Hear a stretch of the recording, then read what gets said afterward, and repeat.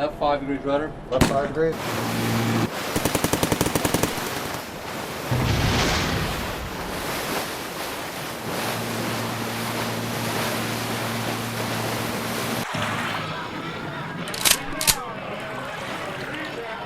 For centuries, names like Blackbeard and Captain Kidd struck fear into the hearts of sailors, as legendary pirates ruled the open seas with cunning and brutality. Fast forward to today, and the face of piracy has changed, but the danger remains just as real. Modern-day Somali pirates, armed with AK-47s and rocket launchers, now target massive cargo ships and even military vessels. But what happens when they set their sights on one of the most advanced warships ever built? Join us as we dive into the thrilling story of what happened when pirates attacked a US Navy ship. Somali pirates are known as some of the most dangerous and cunning in the world. They have access to advanced weapons and equipment, making them a serious threat on the open seas. But how did a small country in the Horn of Africa become so infamous for piracy? What led them to gain such a fearsome reputation? And how do they operate with such precision and strategy? The story behind their rise to power is both fascinating and alarming. The roots of Somali piracy go back to the complex and troubled history of the country, influenced by colonialism, political upheaval, and economic failure. Before gaining independence in 1960, Somalia was divided between British and Italian control. The early years of independence brought hope, but that was short-lived. In 1969, the nation's fragile democracy was toppled in a military coup, and General Mohammed Siad Barre rose to power. Barre aligned Somalia with the Soviet Union and adopted socialist policies. However, his authoritarian rule stifled dissent and pushed Somalia into a damaging war with Ethiopia. The war in the late 1970s proved disastrous for Somalia, not just on the battlefield, but economically. The defeat resulted in the loss of Soviet support, leading to a severe economic and humanitarian crisis.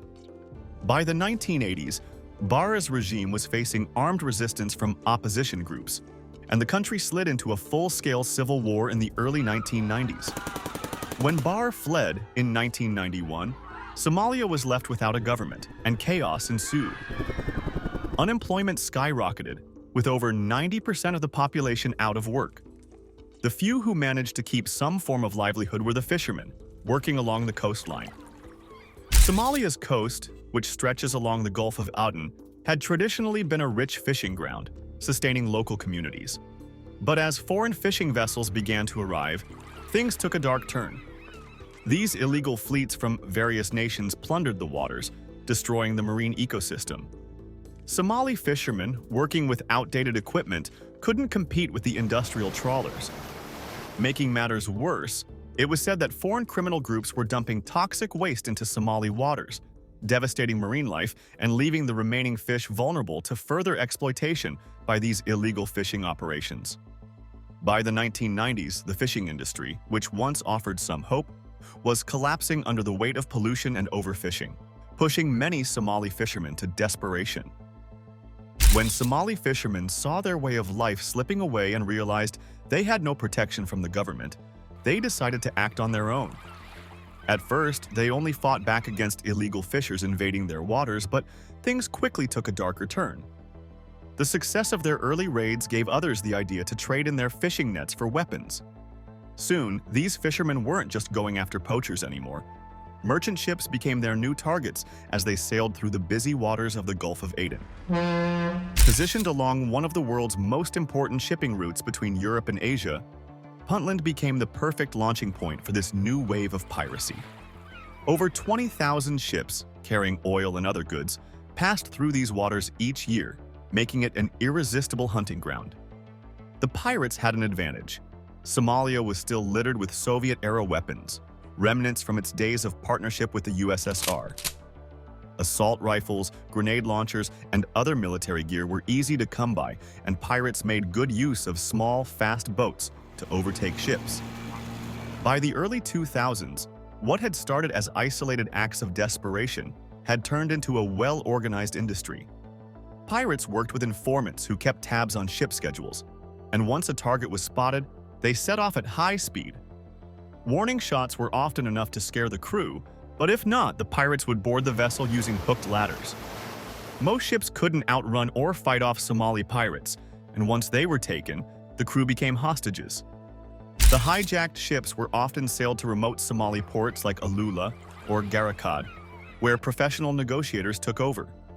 These experts in ransom negotiations secured payments that ranged from hundreds of thousands to millions of dollars. Hostages, unfortunately, were sometimes kept in harsh conditions for months, even years, as the pirates and ship owners haggled over the price. While the average ransom settled around $1 million, Somali pirates struck gold in 2011 when they seized the Greek supertanker Irene SL. Loaded with 2 million barrels of oil, it earned them a staggering $13.5 million ransom, marking one of the most lucrative heists in piracy history. Piracy became a highly profitable business, bringing a wave of wealth that transformed Puntland's economy. From 2008 to 2011, piracy reportedly generated as much as $650 million. This sudden influx of cash sparked an economic boom in the region. In the port city of Isle, often called the pirate capital, high-end restaurants and brothels emerged to serve the pirates flush with money. Expensive cars roamed the streets, and large, lavish mansions dotted the landscape. The wealth created a sharp divide between the pirates, living in luxury, and the rest of the Somali population, many of whom continued to live in deep poverty. As pirate attacks became more frequent, shipping companies were forced to take drastic measures. They began hiring armed guards and rerouting ships through longer, more expensive routes to avoid the perilous waters near the Horn of Africa.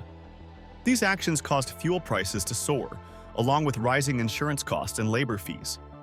In 2010 alone, piracy dealt a huge blow to the global economy, with losses estimated at a staggering $18 billion, according to the World Bank.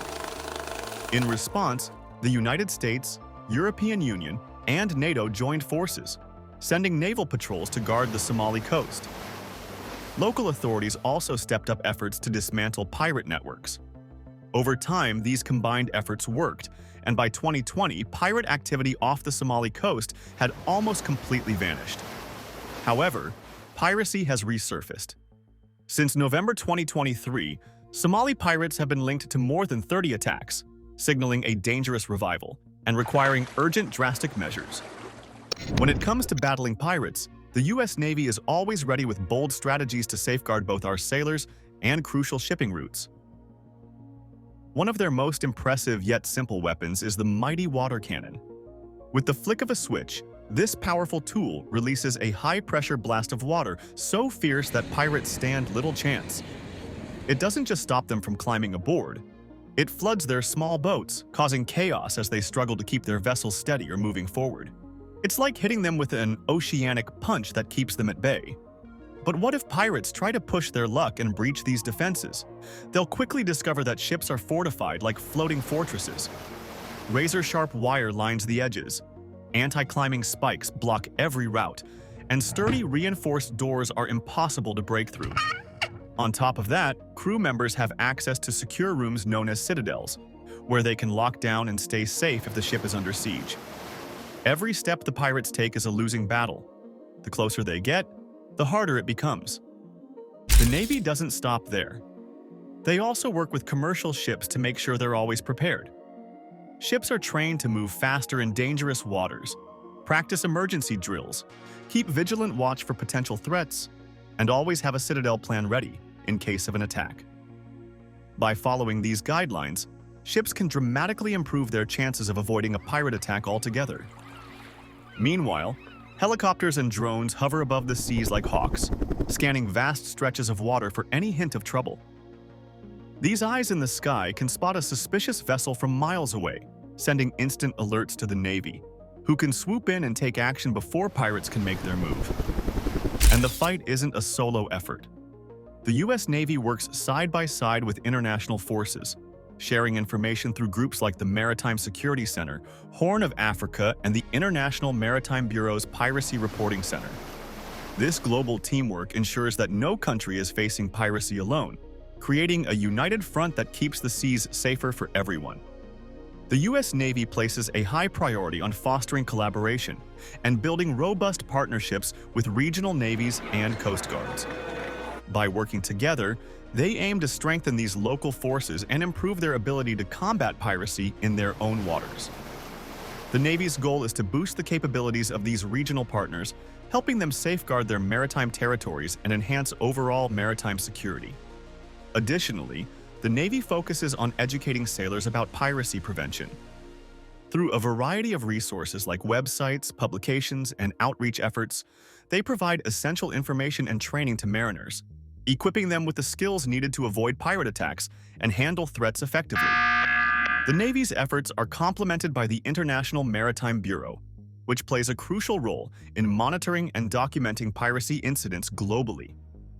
Their detailed reports and analysis help governments and agencies grasp the full scope of the problem and formulate effective responses. On a broader scale, the United Nations supports this global fight by enforcing the United Nations Convention on the Law of the Sea. This agreement ensures international cooperation in capturing and prosecuting pirates, regardless of their origin or where their crimes occurred. This collective action sends a strong message. Piracy will not go unpunished, and the global community stands united against it. In the ongoing battle to protect the high seas, the U.S. Navy has had numerous encounters with pirates throughout its history. On the night of March 17, 2006, the USS Gonzales, an Oliver-class destroyer, was patrolling the treacherous waters off Somalia's coast. As night enveloped the ocean, the ship's radar picked up an unfamiliar vessel in the distance. Given the notorious reputation of these waters for piracy, the sight of an unknown ship immediately aroused suspicion. The vessel, a large dhow accompanied by two smaller skiffs, was a typical indicator of a pirate operation in the area. Captain Robert Randall of the Gonzales acted quickly, recognizing the potential threat. He ordered the ship to keep a close watch on the dhow and prepared for a board and search mission. At the same time, he called for backup from the USS Cape St. George, a nearby cruiser. By 5 a.m. on March 18th, the Cape St. George arrived to assist, forming a blockade around this suspicious dhow. Around 5:40 a.m., the Gonzales dispatched two teams of 9 men each in rigid inflatable boats, or ribs, to board and inspect the suspected pirate vessel. The encounter escalated rapidly when the pirates, armed with rocket-propelled grenades and firearms, began attacking the approaching ribs. The situation became intense, with pirates launching grenades and bullets while the American teams maneuvered to evade the fire.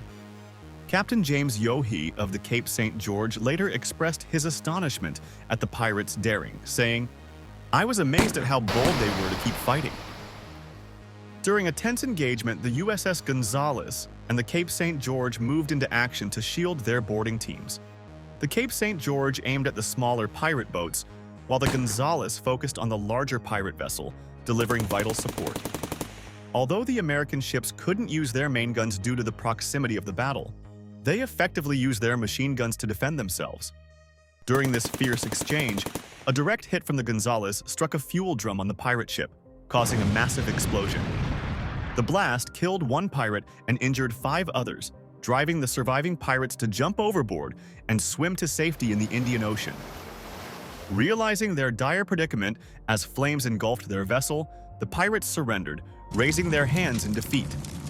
Captain Yohe commended his crew's performance, saying, "I was very proud of my crew. They responded with what I considered appropriate force despite being under fire." Once the pirates surrendered, the American ships ceased fire, and the Cape St. George quickly deployed inflatable boats to detain the pirates and administer first aid. After the battle, these boats recovered several weapons and ammunition from the surviving skiffs. Remarkably, the American ships sustained only minor damage, with a few dents and scratches.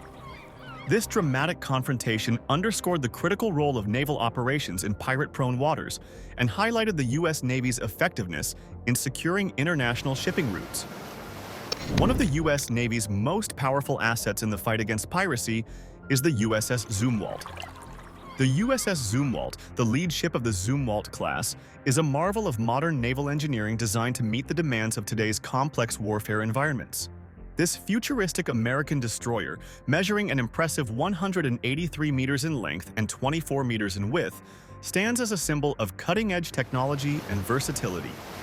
Despite its massive size, the Zumwalt is highly agile, capable of reaching speeds up to 30 knots and covering up to 12,000 nautical miles on a single voyage. It can even operate in shallow waters, navigating depths as shallow as 26 feet, an advantage for a variety of combat scenarios. What truly sets the Zumwalt apart is its stealthy design. Engineered to evade enemy radar, it boasts a sleek angular hull that reduces its radar cross-section, making it a stealthy presence on the high seas. Its advanced technology extends beyond its appearance. The Zumwalt operates with a relatively small crew of around 150, thanks to its extensive automation and sophisticated computer systems that manage many of its functions. This high-tech infrastructure allows the crew to focus on executing their missions with precision and confidence. In terms of armament, the Zumwalt is a powerhouse. It features the Mk-57 vertical launching system, capable of firing a range of missiles with remarkable accuracy. The destroyer can deploy 2 Sikorsky MH-60R Seahawk helicopters or 4 Northrop Grumman MQ-8 Fire Scout drones for aerial reconnaissance and support. For long-range engagements, it is equipped with 2 155mm advanced gun systems, which can strike targets up to 115 miles away. Close combat is handled by the Mk-46 Mod 2-gun weapon systems, which deliver up to 200 rounds per minute from its rapid-firing 30mm guns. The Zumwalt's advanced radar-absorbing materials and innovative design make it exceptionally challenging for enemy radar to detect or track, reinforcing its role as a formidable and elusive force on the battlefield. This destroyer embodies the future of naval warfare, blending advanced technology with unmatched firepower and stealth.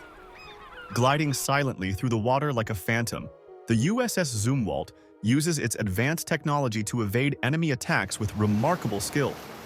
Its state-of-the-art systems manage heat and sound, making it incredibly difficult to detect in hostile waters.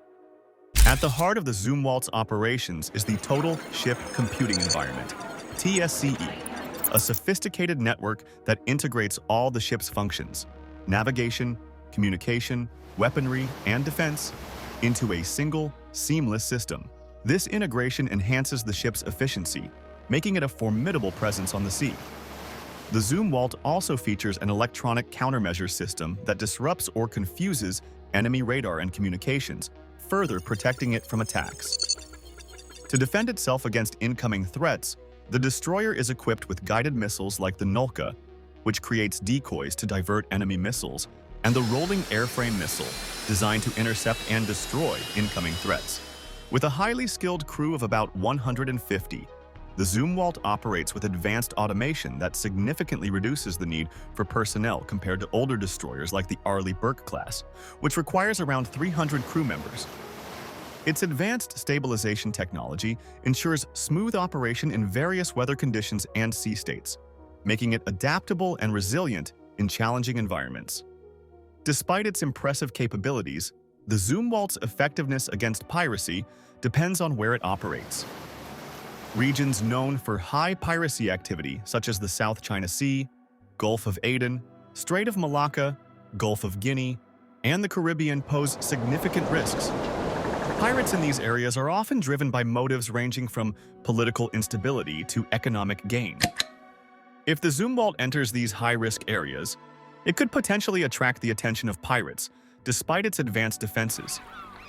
Despite its cutting-edge stealth technology, which renders it nearly invisible to radar, the USS Zumwalt is not completely undetectable. Sharp-eyed observers or advanced optical equipment could still spot it. Pirates typically target less defended vessels, like merchant ships, passenger boats, or unassuming fishing boats. They use quick, agile motorboats that glide silently across the water, allowing them to sneak up on their targets like shadows. However, if they attempted to engage the formidable USS Zumwalt, they would face considerable obstacles and severe repercussions. The first major hurdle for pirates would be locating the Zumwalt. Its stealth technology is designed to evade radar and even the human eye. The ship's innovative design and materials effectively block radar waves, making it extremely hard to detect. Even with state-of-the-art boats, pirates would struggle to find the Zumwalt due to its ultra-quiet operations. Its advanced propulsion system generates minimal noise and heat, which makes it nearly impossible to track. Moreover, closing in on the Zumwalt or launching an attack would be exceptionally difficult. The destroyer boasts a sophisticated advanced gun system, AGS, capable of neutralizing pirate boats with a single, precise shot. The AGS's long-range capabilities mean that it can destroy targets from great distances, leaving pirates with little chance of approaching without being detected. In addition, the Zumwalt is armed with Tomahawk and Harpoon missiles, renowned for their accuracy and long range. The Tomahawk missile can strike targets hundreds of miles away, effectively deterring any pirate vessel that ventures too close. The Harpoon missile further enhances its defensive capabilities by providing reliable, long-range engagement options. The USS Zumwalt's advanced radar and stealth capabilities make it nearly impossible for pirates to launch a successful attack. Built with radar-absorbing materials and a sleek design, the Zumwalt is incredibly hard to detect, allowing it to outmaneuver potential threats with ease. Even if pirates do manage to spot the ship, they would face a formidable destroyer equipped with state-of-the-art weaponry and automated systems ready to strike back with overwhelming force. The Zumwalt's combination of AGS cannons, Tomahawk and Harpoon missiles, and advanced defensive systems ensures that any pirate attempt would be futile. For immediate threats, the Zumwalt's machine guns can unleash a hail of bullets on approaching pirate boats. Additionally, its onboard helicopters and drones are armed with machine guns, rockets, and missiles, prepared to track and neutralize pirate threats from the sky. Pirates who think they can escape the Zumwalt's defenses are in for a rude awakening. Its cutting-edge protective systems ensure a swift and decisive response. If pirates try to attack with missiles or grenades, the Zumwalt's electronic countermeasures kick in, scrambling the attacker's guidance systems and rendering their strikes ineffective. If the threat persists, the ship can deploy NOA decoy missiles to divert and neutralize incoming projectiles.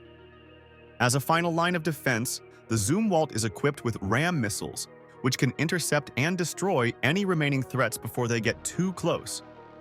Should pirates attempt to board the Zumwalt, they would face highly trained Navy personnel, along with the ship's TSCE system.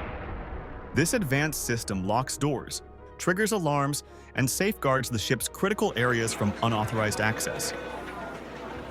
In the unlikely event pirates manage to steal anything, the ship's radar tracks the stolen items, and the TSCE system immediately alerts authorities in case of kidnappings. Simply put, attempting to attack the USS Zumwalt is a losing battle. Its superior defenses, technology, and skilled crew ensure that any threat is quickly and effectively neutralized. Alongside the USS Zumwalt, the US Navy is working with other countries to combat piracy. The Combined Maritime Forces, CMF, is an extraordinary naval coalition established in 2002 that unites more than 30 nations to protect some of the world's most vital waterways. Headquartered in Bahrain, the CMF is tasked with safeguarding key shipping lanes from the threats of piracy, terrorism, and illegal trafficking. This multinational force operates under the leadership of a US Navy Vice Admiral, with a British Royal Navy Commodore serving as Deputy Commander, symbolizing the shared leadership and deep international cooperation at the heart of the CMF. What makes this coalition unique is its flexibility. Nations contribute voluntarily, with the leadership of its various task forces rotating every 6 months among different member countries. At its core, the CMF comprises 5 specialized task forces, each focused on distinct maritime challenges. One of the most critical is Combined Task Force 150 CTF 150, which operates in the vast Indian Ocean. This region is crucial for global trade, especially for the movement of oil and goods, making its protection a top priority. CTF 150 is responsible for countering not only piracy but also drug smuggling and other illegal activities that threaten international trade routes. By securing these waters, the task force plays a pivotal role in ensuring the uninterrupted flow of global commerce. Another key unit is Combined Task Force 151, CTF-151, which specifically focuses on combating piracy in the Gulf of Aden and off the coast of Somalia. This area was once a hotspot for pirate activity, with Somali pirates frequently targeting commercial vessels traveling through these busy shipping lanes. Through the determined efforts of CTF-151 and the support of international partners, pirate attacks have significantly decreased. At its height, piracy was a major threat, with 358 pirate attacks recorded in the region before 2016. However, after concentrated efforts, that number dropped to just 8 between 2016 and 2017, and since then, there have been no successful hijackings in the area. This marked a major victory for the CMF and its allies. While these successes are impressive, the CMF faces ongoing challenges, particularly due to its voluntary nature. Member nations are not bound to contribute a fixed number of ships or resources, meaning the coalition's strength in any given region can fluctuate. When fewer ships are available to patrol vast maritime areas, it becomes difficult to protect every civilian vessel. Some shipping companies have even turned to private security measures to safeguard their operations. This variability in contributions highlights the delicate balance the CMF must maintain between international cooperation and operational effectiveness. Beyond anti-piracy operations, the CMF also works to secure other strategically significant areas. Combined Task Force 152, CTF-152 focuses on safeguarding the Persian Gulf, which remains one of the most important corridors for global energy supplies. The presence of the CMF in this region is essential to keeping oil and natural gas flowing freely, ensuring stability in the global economy. Meanwhile, Combined Task Force 153, CTF-153, operates in the Red Sea, a critical maritime route connecting the Mediterranean Sea to the Indian Ocean through the Suez Canal. Protecting this waterway is vital for global trade, and the CMF's presence helps ensure that goods move through the region without disruption. Part of the CMF's mission is to strengthen local navies and coast guards in these regions, helping them build their capabilities to better manage security threats. By providing training across key areas such as surveillance, interdiction, and crisis response, the CMF is fostering a more self-sufficient security environment in the Middle East and surrounding waters. However, the CMF's operations take place in a complex and shifting geopolitical landscape. In recent years, tensions in the Middle East have escalated due to changing alliances and rivalries. In June 2023, Iran proposed forming a new naval alliance with Saudi Arabia and other countries, a move that came shortly after the United Arab Emirates withdrew from the CMF. This shift in the region's political dynamics raised concerns about the potential realignment of power. While the U.S. Navy dismissed Iran's proposal, citing Iran's history of destabilizing activities in the region, it underscored the growing complexity of the Middle Eastern geopolitical environment. Iran, for example, has been known to seize commercial ships, especially in retaliation for its own vessels being detained for violating international sanctions. The CMF's continued presence remains a crucial counterbalance to such threats. Despite the United States now being the world's largest oil producer due to advances in fracking technology, the Middle East still plays an essential role in the global energy market. Through the CMF, the U.S. and its allies help maintain control over key maritime routes, preventing adversarial nations or groups, including Somali pirates, from gaining control over these critical sea lanes. The CMF's operations ensure the uninterrupted flow of trade and energy supplies, which is essential to the global economy. Do you think Somali pirates have any chance against the U.S. Navy? Let us know your opinion in the comments below.